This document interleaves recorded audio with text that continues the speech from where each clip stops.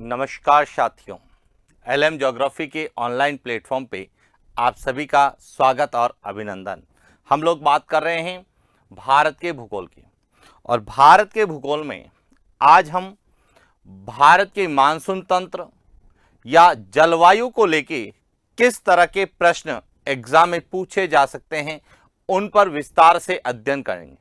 हालांकि आपने भारत की जलवायु के बारे में अध्ययन किया होगा, आज हम रिवीजन के तौर पे बात करेंगे कि किस तरह के प्रश्न हमें भारत की जलवायु या मानसून तंत्र को लेके पूछे जा सकते हैं और किस तरह से हमें प्रश्नों को अटेंड करना है, किन किन शब्दों पर विशेष रूप से फोकस करना है। तो देखिए, एक एक को लेके बात करते हैं। शुरुआत करते हैं आज के प्रश्नों की, और आप प्रश्न के साथ अपना कमेंट्स जरूर करें कि इसका सही आंसर कौन सा होगा। तो पहला प्रश्न है कि निम्नलिखित में से भारतीय मानसून के संदर्भ में निम्न कथनों पर विचार कर सही कथन नहीं है का चयन करें। यानी कि भारतीय मानसून के संदर्भ में 4 कथन लिखे गए हैं, उनमें से कौन सा कथन सही नहीं है इसका आपको चयन करना। पहला है, भारत की जलवायु उष्ण कटिबंधीय मानसून की तरह है। बी, दक्षिण भारत से उत्तर भारत की ओर मानसून की अवधि घटती है। सी, भारत में अधिकांश वर्षा उत्तर पूर्वी मानसून से होती है। और डी, उत्तर के मैदानी प्रदेश में पश्चिम से पूर्व मानसून की ओर वर्षा की मात्रा बढ़ती है। ये 4 ऑप्शन दे रखे हैं, अब आपको बताना है इसमें कौन सा गलत है। तो देखिए, सबसे पहले हम बात करते हैं भारत की जलवायु की। तो यदि हम भारतीय जलवायु का अध्ययन करते हैं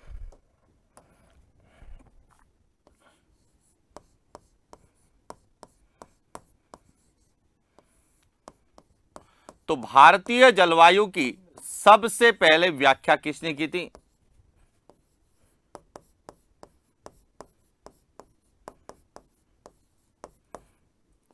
अल मसूती, जो कि क्या था?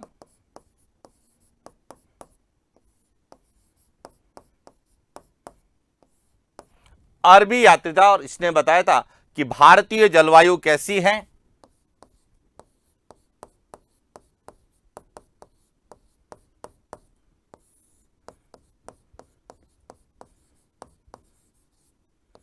मानसूनी जलवायु। इसका मतलब है कि भारत की जलवायु कैसी है?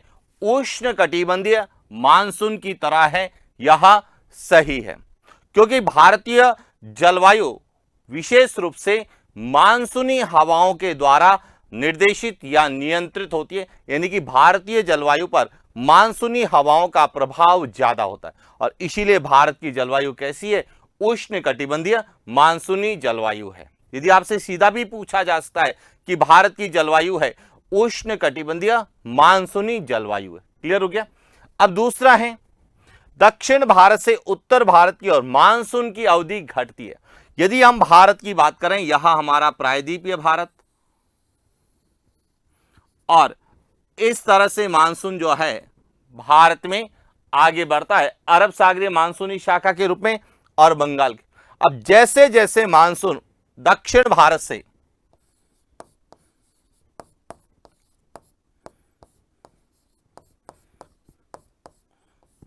भारत से किधर जाता है?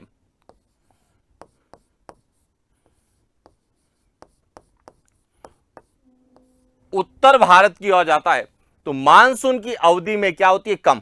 कैसे? कि यहां पर जो मानसून है वह किस महीने में आता है? तो भारत में, दक्षिण भारत में मानसून जो है जून माह में प्रवेश करता है, जबकि उत्तर भारत में जो है मानसून लगभग जुलाई माह में आता है। जबकि मानसून की जो अवधि है वह जून से लगाकर सितंबर तक यदि मानी जाती है, यानी मध्य जून से सितंबर तक वर्षा ऋतु मानी जाती है। तो यहां पर जून, यहां पे जुलाई, तो यहां पे जून से लगाकर सितंबर तक रहता है, जबकि यहां पर जुलाई से लेकर सितंबर तक रहता है। तो इसीलिए जो है दक्षिण भारत से उत्तर भारत की ओर जाएंगे तो मानसून की अवधि घटती है, यह भी सही है। इसके बाद है, भारत में अधिकांश वर्षा उत्तर पूर्वी मानसून से होती है। अब सबसे पहले तो आपको यह पता होना चाहिए उत्तर पूर्वी मानसून से भारत में वर्षा कहां होती है। तो देखिए उत्तर पूर्वी मानसून जिसे हम क्या बोलते हैं,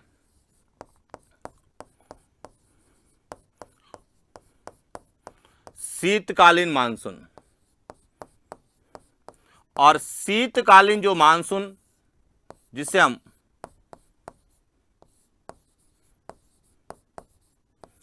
उत्तर पूर्वी मानसून कहते हैं, इससे पूरे भारत में वर्षा केवल कहां होती है,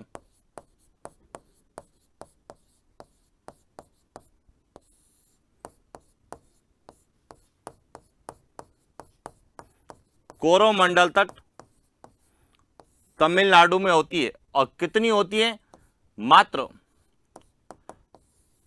13% के आसपास वर्षा होती है। जबकि अधिकांश वर्षा जो भारत में होती है, अधिकांश वर्षा भारत में ग्रीष्मकालीन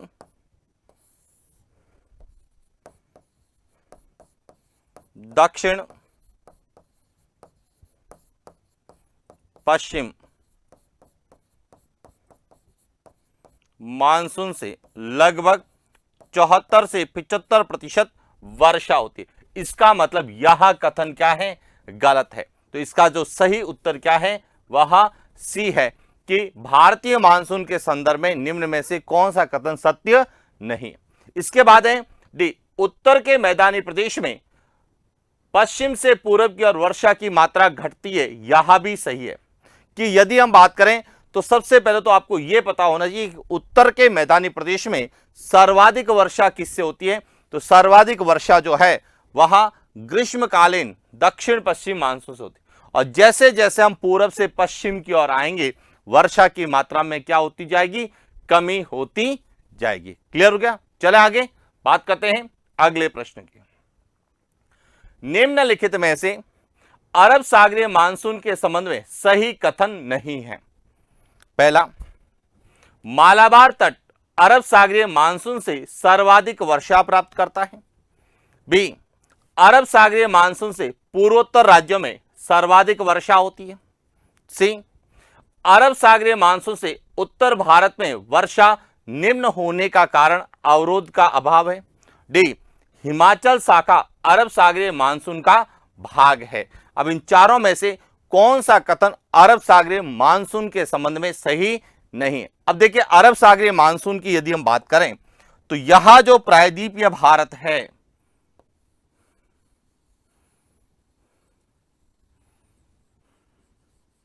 यह प्रायद्वीपीय भारत है और भारत में जो मानसून आता है वह आता है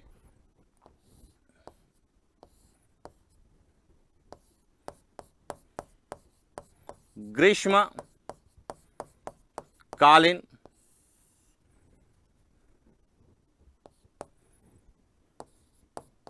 दक्षिण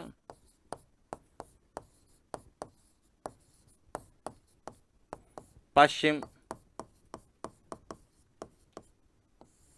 कौन सा आता है, ग्रीष्मकालीन दक्षिण पश्चिम मानसून, जिसकी उत्पत्ति हिंद महासागर में होती है। क्लियर। अब जब यह आगे भारत की ओर आता है तो यह दो भागों में बंट जाता है। एक कहलाता है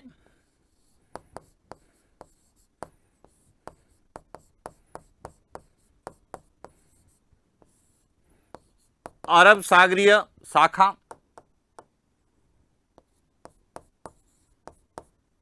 और दूसरी है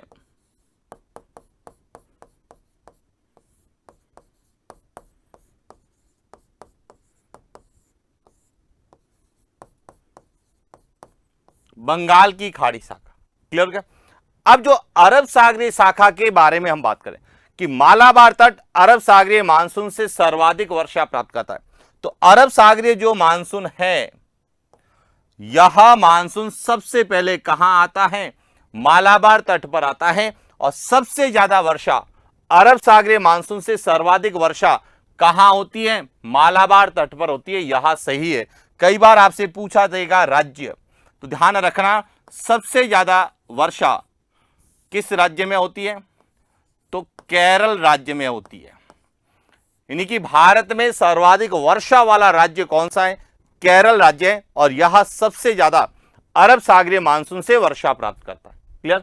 दूसरा है, अरब सागरीय मानसून से पूर्वोत्तर राज्यों में सर्वाधिक वर्षा होती है। अब समझना कि अरब सागरीय मानसून जो भारत में आता है वह 3 शाखाओं के रूप में आता है। सबसे पहली शाखा जिसे हम पश्चिमी घाट शाखा कहते हैं। क्या कहते हैं? पश्चिमी घाट शाखा। एक शाखा तो पश्चिमी घाट शाखा है, दूसरी शाखा जो है वह कहलाती है छोटा नागपुर शाखा, और तीसरी जो शाखा है उसे कहा जाता है हिमाचल शाखा। यानी कि अरब सागरीय शाखा भारत में 3 रूप में आती है। एक पश्चिमी घाट शाखा जो पश्चिमी घाट के पश्चिमी तट पर वर्षा करती है, एक छोटा नागपुर शाखा जो कि मध्य भारत में वर्षा करती है, और तीसरी है हिमाचल शाखा। अब इससे जो है कहां होती है?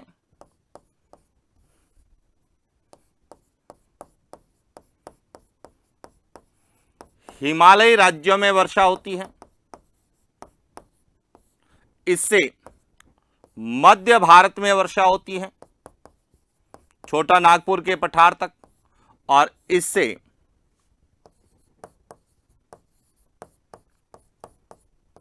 पश्चिमी घाट के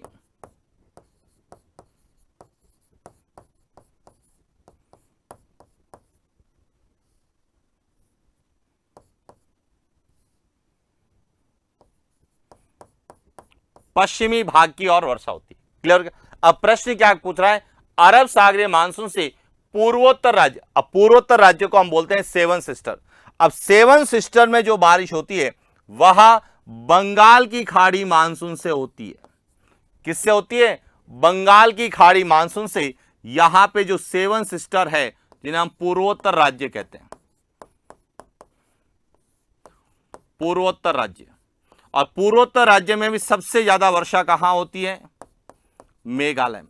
अब यहां पे समझने की बात है, यदि आपसे पूछा जाए कि बंगाल की खाड़ी मानसून से सर्वाधिक वर्षा प्राप्त करता है तो मेघालय राज्य प्राप्त करता है। और मेघालय में भी कौन सा यदि स्थान पूछा जाता है तो मासिनराम और चेरापूंजी यहां सर्वाधिक वर्षा प्राप्त करते हैं। जबकि अरब सागरीय मानसून से सबसे ज्यादा वर्षा कहां होती है?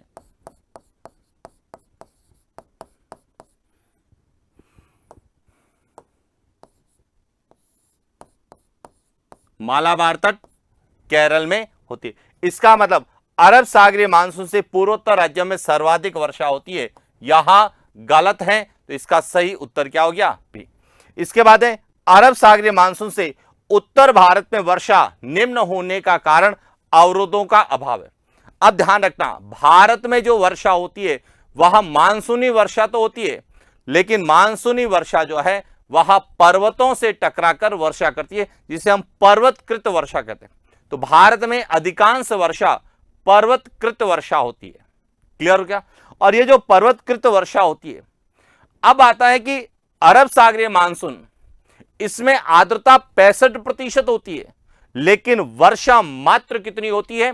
25%। इसका मतलब है कि अरब सागरीय मानसून से जो है वर्षा कम होती है, और विशेष रूप से उत्तर भारत में बहुत कम होती है। उत्तर भारत में केवल जो है हिमालयी राज्यों में ही होती है, ना तो राजस्थान में होती है, नहीं पंजाब में होती है, नहीं हरियाणा में, नहीं उत्तर के विशाल मैदान में होती है। तो इसका सही कारण क्या है? वह है अवरोधों का अभाव, कि अरब सागरीय मानसून की हवाओं में जो मार्ग में अवरोध यानी पर्वत नहीं है। और इसीलिए जब हम राजस्थान के संदर्भ में बात करते हैं तो आपने पढ़ा होगा कि अरब सागरीय मानसून से पश्चिमी राजस्थान में वर्षा नहीं होती है, क्योंकि वहां अरावली के समांतर जो है राजस्थान को पार कर जाती है, यानी कि अवरोधों का क्या है? अभाव है।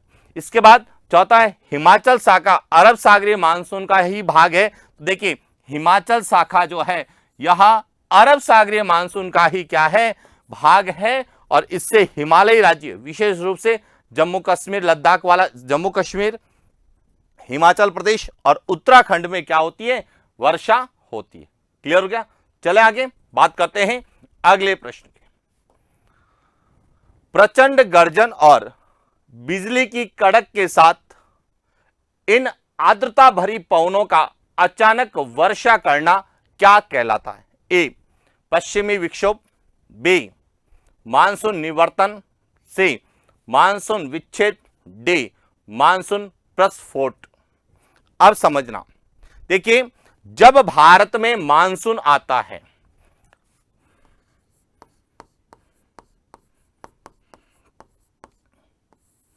जब क्या आता है, मानसून काल आता है, यानी कि भारत में जब मानसून आता है तो सबसे पहले वहां तेज गर्जन और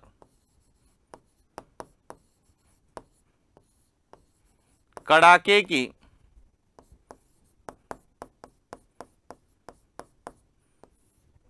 बिजली के साथ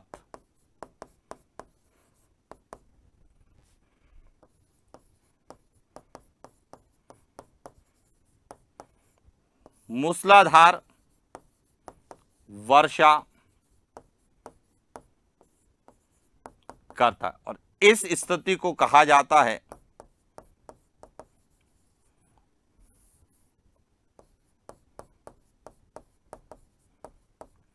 मानसून प्रस्फोटन या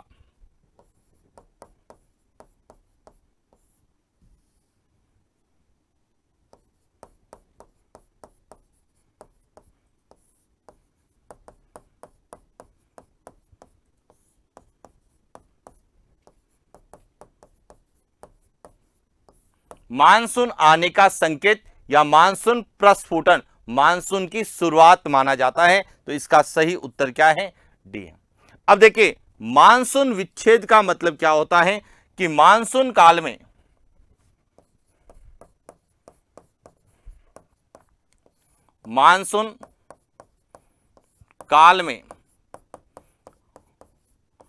एक बार वर्षा होने के बाद कई दिनों या सप्ताह तक वर्षा का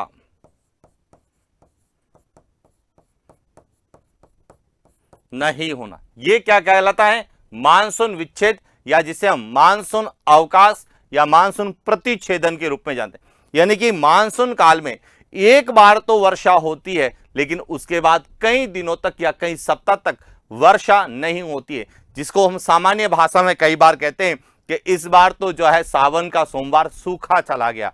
यानी कि सावन के सोमवार का सूखा जाना, यानी कि मानसून काल में वर्षा एक बार होने के बाद कई दिनों तक नहीं होना, इसे ही क्या कहते हैं, मानसून विच्छेद, मानसून प्रतिच्छेदन या मानसून अवकाश कहा जाता है। इसके बाद है मानसून निवर्तन।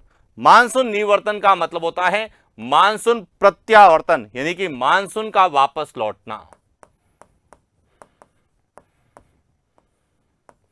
मानसून का वापस लौटना यह कहलाता है मानसून निवर्तन। और पश्चिमी विक्षोभ के बारे में तो आप लोग जानते हैं कि भूमध्य सागर से उठने वाले जो विक्षोभ है वह पश्चिम से पूर्व की ओर विस्थापित होकर उत्तर भारत या उत्तर पश्चिम भारत में शीत ऋतु में वर्षा करते हैं, जिसे हम स्थानीय भाषा में क्या कहते हैं, मावट कहते हैं। अब आपको क्लियर हो चुका होगा कि जब प्रचंड गर्जन और कड़ाके की बिजली के साथ साथ जब आर्द्रता भरी पवनों से वर्षा होती है तो उसे मानसून विस्फोट या मानसून प्रस्फुटन या मानसून का आवागमन कहा जाता है। क्लियर। चले आगे, अगला प्रश्न। निम्नलिखित में से सुमेलित नहीं है। ए चेरी ब्लॉसम केरल, बी काल बैसाखी पश्चिम बंगाल, सी बोडोचिला ओडिशा, डी आम्रवृष्टि महाराष्ट्र। अब देखिए सबसे पहले तो आपको यह पता होना चाहिए कि यहां क्या है। यहां सभी जो है मानसून पूर्व की चक्रवाती वर्षा है।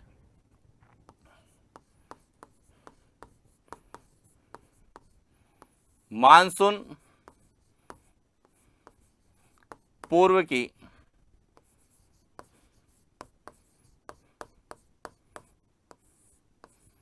चक्रवाती वर्षा। अब मानसून पूर्व जो भारत में चक्रवाती वर्षा होती है यहां लगभग 10% होती है। कितनी होती है? भारत के कुल वर्षा का 10% वर्षा इन मानसून पूर्व चक्रवाती वर्षा से होती है। सामान्यतः यह वर्षा उष्णकटिबंधीय चक्रवात जिसकी अधिकांश उत्पत्ति बंगाल की खाड़ी में होती है, उन चक्रवातों के कारण जो है भारत के अधिकांश राज्यों में वर्षा होती है, जिन्हें हम अलग अलग नाम से जानते हैं। देखिए कैसे, जब यह वर्षा, अब समझना यहां से, यह प्रायद्वीपीय भारत है,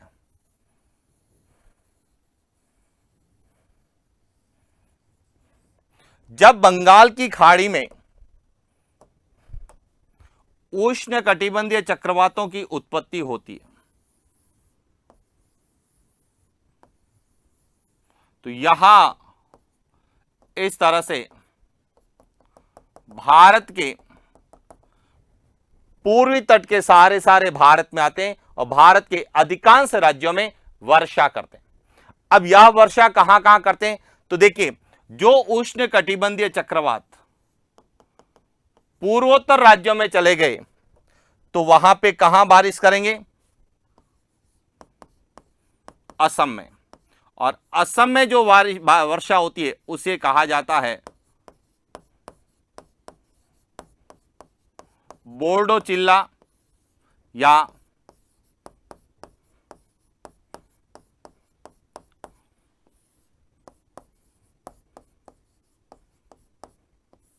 बारदोली चिल्ला कहा जाता है असम में। इसके बाद कहां करेंगे? पश्चिम बंगाल में। यदि पश्चिम बंगाल में करते हैं तो इसे ही क्या कहा जाता है?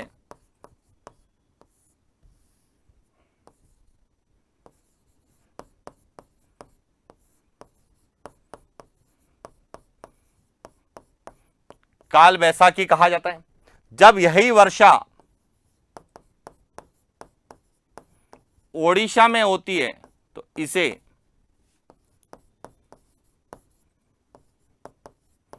नॉर्वेस्टर कहा जाता है। यही वर्षा जब महाराष्ट्र में होती है तो इसे ही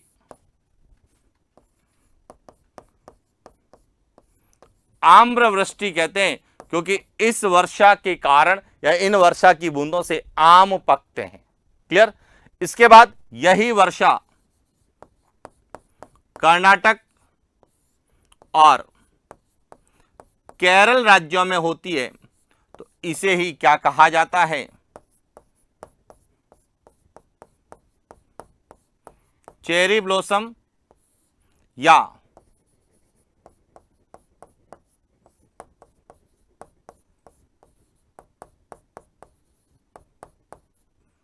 फूलों की बौछार कहते हैं, क्योंकि इस वर्षा से कर्नाटक और केरल में कहवा कॉफी के फूल खिलते हैं और भारत में सबसे ज्यादा कॉफी का जो उत्पादन होता है वह कहां होता है? कर्नाटक में होता है। तो क्लियर हो चुका होगा। तो देखिए, चेरी ब्लॉसम केरल सही है, काल वैसाखी पश्चिमी बंगाल यह भी सही है, बोर्डो चिल्ला ओडिशा गलत है। ओडिशा में क्या कहा जाता है? नॉर्वेस्टर कहते हैं। बोर्डो चिल्ला कहां कहा जाता है? यह असम में कहा जाता है। बारदोली चिल्ला या बोर्डो चिल्ला कहते हैं। और आम्रवृष्टि कहां कहते हैं? महाराष्ट्र में कहते हैं। तो इसका सही उत्तर क्या हो गया?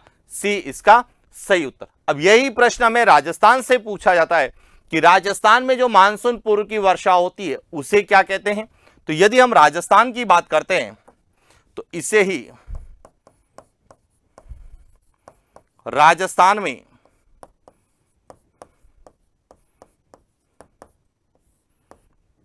दोंगड़ा कहा जाता है। क्या कहा जाता है? दोंगड़ा कहा जाता है। क्लियर? चले आगे, अगला प्रश्न। निम्नलिखित में से वृष्टि छाया प्रदेश नहीं है? ए पार हिमालय, बी पश्चिमी घाट का पूर्वी ढाल, सी पश्चिमी घाट का पश्चिमी ढाल, डी पश्चिमी राजस्थान। सबसे पहले तो आपको वृष्टि छाया प्रदेश पता होना चाहिए। वृष्टि छाया प्रदेश,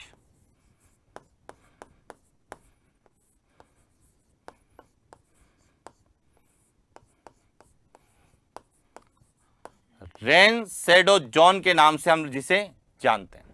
अब वृष्टि छाया प्रदेश होता क्या है कि यहां कोई भी पर्वतीय क्षेत्र है,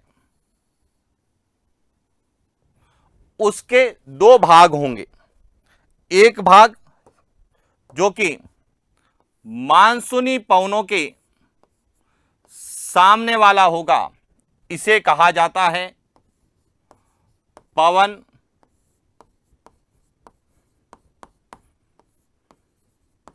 मुखी क्षेत्र, जो कि मानसूनी पवनों के सामने होगा। और यहां जो मानसूनी पवनें हैं यहां पर इस भाग में आएगी और टकरा कर क्या करेगी?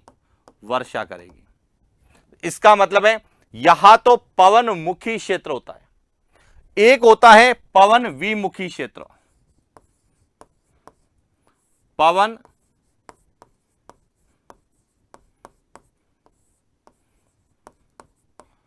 विमुखी क्षेत्र यानी कि जहां पर बादल तो छाए रहेंगे, क्या छाए रहेंगे? बादल तो छाए रहेंगे, लेकिन वर्षा नहीं होती है। और उस क्षेत्र को ही क्या कहा जाता है? वृष्टि छाया प्रदेश। यानी बादलों की छाया तो रहती है लेकिन वर्षा नहीं होती। अब सबसे पहले तो आपको यह पता होना चाहिए कि भारत में कौन कौन से वृष्टि छाया प्रदेश है और किस मानसूनी हवा के लिए वृष्टि छाया प्रदेश है। अब समझना यहां से भारत के संदर्भ में कि यहां जो हमारा प्रायद्वीप भारत है, यहां प्रायद्वीपीय भारत है, इसमें यहां पूरा हिमालय क्षेत्र, यहां अरावली क्षेत्र, यहां पश्चिमी घाट क्षेत्र। अब देखिए जो अरब सागरीय मानसून है, यहां अरब सागरीय मानसून इस तरीके से आएगा तो इस क्षेत्र में तो क्या करेगा? वहां बारिश करेगा। लेकिन यहां जो क्षेत्र है, यहां कौन सा क्षेत्र होगा?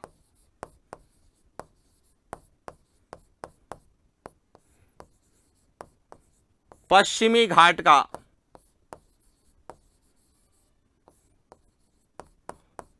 पूर्वी भाग। यहां इन पवनों के लिए कौन सी?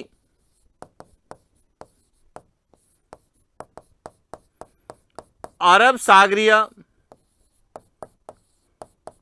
शाखा के लिए यहां क्षेत्र कौन सा? यहां पूरा जो क्षेत्र है, यहां क्या होगा? वृष्टि छाया प्रदेश। इसका मतलब पश्चिमी घाट का पूर्वी भाग अरब सागरीय शाखा की दृष्टि से क्या है? वृष्टि छाया प्रदेश है। अब देखिए पश्चिमी घाट का पूर्वी ढाल क्या होगा? वृष्टि छाया प्रदेश होगा। क्लियर हो गया? इसी प्रकार से अरब सागरीय जो एक शाखा कहां जाती है? हिमालय में जाती है, जिसे हम क्या बोलते हैं? हिमाचल शाखा। अब यहां जो हिमाचल शाखा है, यहां हिमालय के दक्षिण में यानी कि इन क्षेत्रों में तो बारिश करेगी, लेकिन यहां पर जो पार हिमालय है, पार हिमालय जिसे हम क्या कहते हैं? ट्रांस हिमालय कहते हैं, शीत मरुस्थल कहते हैं, ट्रांस हिमालय, यहां पर वर्षा नहीं करेगी और इसीलिए ट्रांस हिमालय भी क्या है? वृष्टि छाया प्रदेश है। किसके लिए? अरब सागरीय शाखा की हिमाचल शाखा। और यहां कौन सी शाखा है? पश्चिमी घाट शाखा। अब इसके बाद है तीसरा। देखिए जो बंगाल की खाड़ी वाला जो मानसून आता है, यहां जो बंगाल की खाड़ी वाला मानसून इस तरह से भारत में आता है, तो यहां अरावली के पूरब में तो बारिश करेगा, लेकिन अरावली के पश्चिम में, जिसे हम पश्चिमी राजस्थान कहते हैं, यहां पे वर्षा नहीं करता है। तो यहां कौन सी शाखा है, पहले तो यह पता होना चाहिए। यहां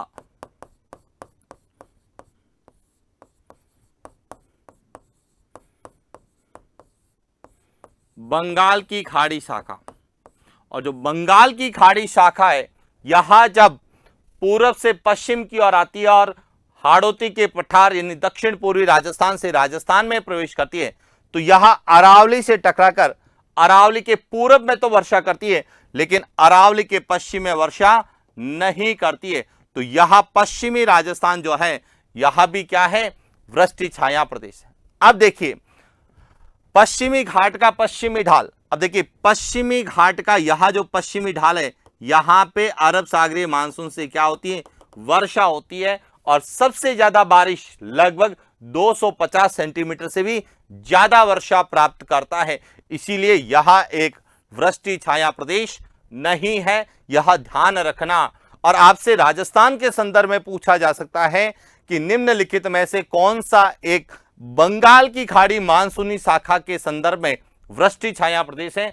तो पश्चिमी राजस्थान जो है यह बंगाल की खाड़ी के संदर्भ में है। बाकी जितने भी भारत में वृष्टि छाया प्रदेश है वह सब अरब सागरीय शाखा के लिए, यानी कि ग्रीष्मकालीन मानसून की, ग्रीष्मकालीन जो दक्षिण पश्चिम मानसून की दो शाखाएं आती है, अरब सागर और बंगाल की खाड़ी। तो जो पश्चिमी राजस्थान वाला है वह बंगाल की खाड़ी के लिए वृष्टि छाया प्रदेश होगा, लेकिन अरब सागर के संदर्भ में वृष्टि छाया प्रदेश नहीं है, क्योंकि यहां पे बारिश नहीं होने का कारण जो है वह अरब सागरीय मानसून के लिए दूसरा है, जबकि बंगाल की खाड़ी के लिए संदर्भ में यह पश्चिमी राजस्थान वृष्टि छाया प्रदेश है। तो अब देखिए यहां से एक और प्रश्न बन सकता है कि ग्रीष्मकालीन दक्षिण पश्चिम मानसून की बंगाल की खाड़ी शाखा से पश्चिमी राजस्थान में वर्षा कम या नहीं होती है, इसका क्या कारण है? तो इसका कारण है यह अरावली का क्या होगा, वृष्टि छाया प्रदेश होगा। इसे हम क्या कहते हैं, अरावली का वृष्टि छाया प्रदेश। अरावली का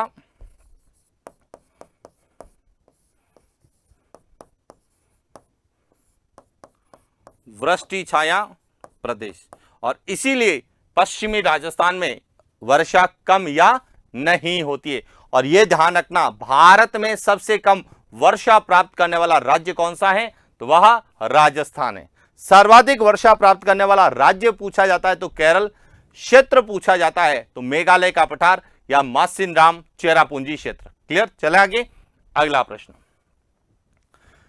भारत के किस तट पर होने वाली अधिकांश वर्षा चक्रवाती अवदाबों और तूफानों से प्राप्त होती है? ए मालाबार तट, बी पूर्वी तट, सी पश्चिमी तट, डी कोंकण तट। देखिए बहुत इंपॉर्टेंट प्रश्न है, क्योंकि अभी हाल ही में भारत में उष्ण कटिबंधीय चक्रवात विपर्जॉय का प्रभाव देखने को मिला है। और विपर्जॉय एक ऐसा उष्ण कटिबंधीय चक्रवात था जिसकी उत्पत्ति अरब सागर में हुई थी। लेकिन यहां प्रश्न पूछ रहा है कि भारत के किस तट पर होने वाली अधिकांश वर्षा चक्रवाती अवदाबों और तूफानों से होती है। तो अब यहां पे समझने की बात है, जो आपको पूछा जाता है चक्रवात के रूप में, उष्ण कटिबंधीय चक्रवात की दिशा, कि उष्ण कटिबंधीय चक्रवात की जिसको दिशा के बारे में पता है वह यह पता कर सकता है कि भारत में कहां पर उष्ण कटिबंधीय चक्रवातों से सबसे ज्यादा बारिश होगी। अब यहां समझना,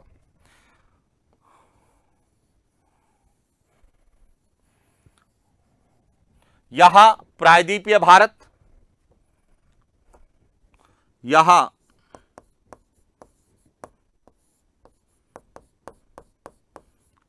अरब सागर, और यहां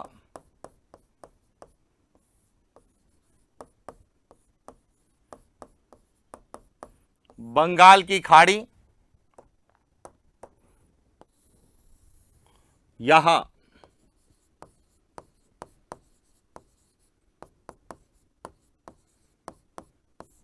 भूमध्य रेखा। अब देखिए भारत में जो चक्रवात आते हैं उसमें अधिकांश चक्रवात की जो उत्पत्ति है वह कहां होती है?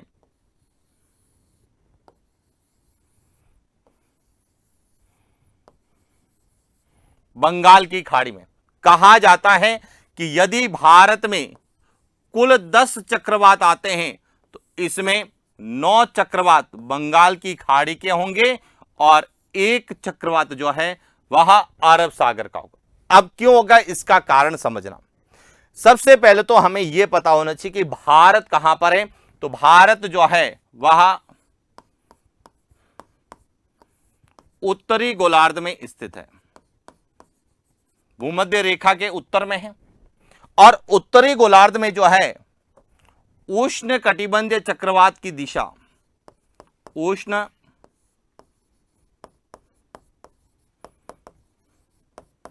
कटिबंधीय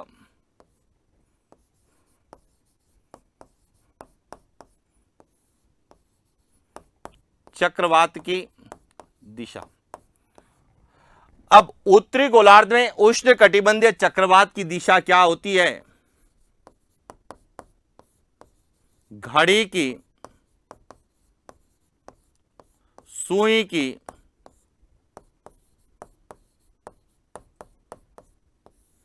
विपरीत दिशा में, यानी कि एंटी क्लॉकवाइज होती है। यह ध्यान रखना, उत्तरी गोलार्ध में उष्ण कटिबंधीय चक्रवातों की दिशा एंटी क्लॉकवाइज है, यानी चक्रवातों की दिशा एंटी क्लॉकवाइज होती है और प्रति चक्रवात है वो क्लॉकवाइज होते हैं। अब एंटी क्लॉकवाइज है तो अब बंगाल की खाड़ी में जो आएगा वह एंटी क्लॉकवाइज यदि चलेगा तो वह कहां आएगा? इस तट पर आएगा। और इस तट पर आएगा तो यह पूरा जो क्षेत्र है, यह पूरा क्षेत्र क्या कहलाता है? पूर्वी तट कहलाता है। और इसीलिए भारत के पूर्वी तट पर जो है उष्ण कटिबंधीय चक्रवातों या अवादों या तूफानों से सबसे ज्यादा बारिश होती है, जिसे हम मानसून पूर्व की वर्षा के रूप में काल बैसाखी, नॉर्वेस्टर, बोर्डोचिला, चेरी ब्लॉसम, आम्रवृष्टि के रूप में जानते हैं। तो पहला पॉइंट तो आपको क्लियर हो गया बी। अब समझना अरब सागर का, कि जब अरब सागर के जो उष्ण कटिबंधीय चक्रवात है तो ये वर्षा कम क्यों करते हैं या नहीं होती है? क्योंकि जब इनकी उत्पत्ति होती है और इनकी यदि दिशा देखी जाए तो वह इस तरीके से होती है। और अभी हाल ही में जो विपर्जॉय का जो प्रभाव हमें देखने को मिला, तो विपर्जॉय की उत्पत्ति के संदर्भ में देखा जाता है। तो देखिए समझना, यहां विपर्जॉय की उत्पत्ति जब हुई तो वह इस तरीके से आगे बढ़ रहा था, कहां पे? पाकिस्तान और ईरान की तरफ। लेकिन इसके बाद जैसे ही वह इस क्षेत्र में पहुंचता है यहां पर, इसके बाद इसकी दिशा इस तरीके से होती है और वह इस तरीके से आगे बढ़ता है। लेकिन धीरे धीरे इसकी दिशा में जो है परिवर्तन देखने को मिलता है और यह इस तरीके से चलता हुआ यह आता है। तो यहां देखिए, यहां पूरा जो क्षेत्र है यह सबसे ज्यादा विपर्जॉय से प्रभावित हुआ है, जिसमें गुजरात का कच्छ और काठियावाड़ वाला क्षेत्र था। इसके बाद राजस्थान में जो गुजरात से सीमावर्ती जिले हैं, जिन्हें हम दक्षिण पश्चिम राजस्थान के नाम से जानते हैं, बाड़मेर है, जालोर है, सिरोही है, पाली, इन जिलों में जो है विपर्जॉय का प्रभाव अधिक दिखाई दिया है। तो इसीलिए ध्यान रखना, यहां जो क्षेत्र है यहां हमसे पूछे जाने की संभावना है कि भारत में उष्ण कटिबंधीय चक्रवातों से सर्वाधिक वर्षा कहां होती है। वह 4 तट के नाम लिख सकता है: गुजरात तट, मालाबार तट, कोंकण तट और उत्तरी सरकार। अब समझना, यदि आपने थोड़ी सी स्मार्ट स्टडी की है तो आप पता कर सकते हैं कि देखिए, मालाबार तट पश्चिमी तट का भाग है, पश्चिमी तट और कोंकण तट यह पश्चिमी तट का भाग है, जबकि बारिश ज्यादा कहां हो रही है? पूर्वी तट पर हो रही है। और ये इंपॉर्टेंट है, ध्यान रखकर करंट के आधार पर पूछे जाने की संभावना है। क्लियर हो गया? चलें आगे।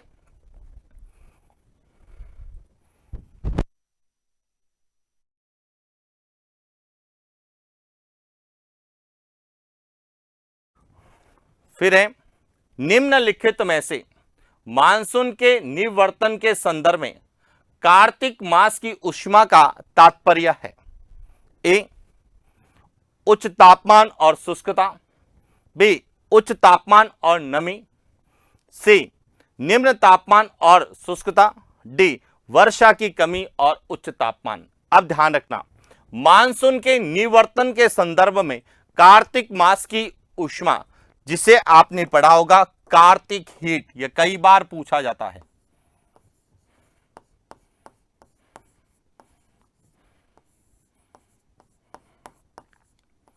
कार्तिक हीट। अब देखिए यहां कार्तिक हीट होती क्यों है? कार्तिक हीट का मतलब है कार्तिक मास में। अब सबसे पहले तो आपको यह पता होना चाहिए मानसून का निवर्तन, यानी जिसे हम बोलते हैं मानसून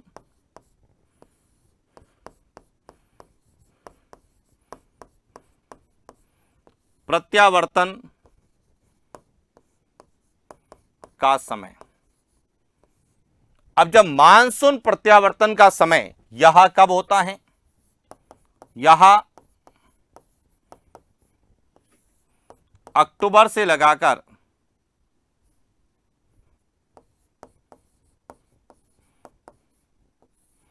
अक्टूबर नवंबर का है, कई जगह अक्टूबर से दिसंबर तक भी बताया गया है। तो अक्टूबर नवंबर में जब मानसून वापस लौटता है, अब जब वापस लौटता है तो उस समय क्या रहती है? एक तो नमी रहेगी। क्या रहेगी? नमी रहेगी। और जब नमी रहेगी और साथ में तापमान क्या होगा? उच्च। तो दिन में जो है अचानक तापमान बढ़ जाता है और उसे ही हम क्या कहते हैं? कार्तिक हीट कहते हैं। और दीपावली के आसपास आपने देखा होगा कि दिन में उमस ज्यादा रहती है, और जो उमस रहती है उसे ही हम कार्तिक हीट या कार्तिक उष्णता के रूप में भी कहते हैं। कई बार प्रश्न पूछा जाता है कार्तिक उष्णता, कि कार्तिक उष्णता का कारण क्या है। देखिए कार्तिक उष्णता कब होती है, यहां बहुत रेयर केस में पूछा जाता है। यदि पूछ भी ले तो अक्टूबर और नवंबर यानी दीपावली के आसपास जो कार्तिक मास होता है, क्योंकि कार्तिक अमावस्या को हम दीपावली मनाते हैं, तो कार्तिक मास में जो है अक्टूबर नवंबर में हीट होती है। लेकिन इसका कारण क्या है? तो इसका जो कारण है वह है, एक तो दिन में उच्च तापमान रहता है, तापमान क्या होता है? ज्यादा होता है। साथ ही क्या होती है? आर्द्रता। और आर्द्रता और नमी और उच्च तापमान के कारण दिन में तापमान जो है बढ़ जाता है, नहीं उमस बढ़ जाती है। इसे ही हम कार्तिक का क्या कहते हैं? उष्णता के रूप में जानते हैं। क्लियर हो गया? तो ये थे आज के हमारे प्रश्न, जो कि भारत की मानसून या जलवायु के संदर्भ में पूछे जाते हैं, और जिनके बारे में हमने विस्तार से बात की कि किस तरह से प्रश्नों को पूछा जाता है। हालांकि जलवायु को लेके और भी कई प्रश्न हमें पूछे जा सकते हैं, चाहे जलवायु वर्गीकरण के लिए हो, चाहे वह अरब सागर और बंगाल की खाड़ी मानसून के संदर्भ में हो। तो जो भी प्रश्न और इससे संबंधित क्या पूछे जा सकते हैं या क्या पूछे जाने की संभावना है, उनके बारे में भी हम आगे विस्तार से अध्ययन करने वाले हैं। लेकिन आज के लिए इतना, मिलते हैं नेक्स्ट क्लास। Thank you.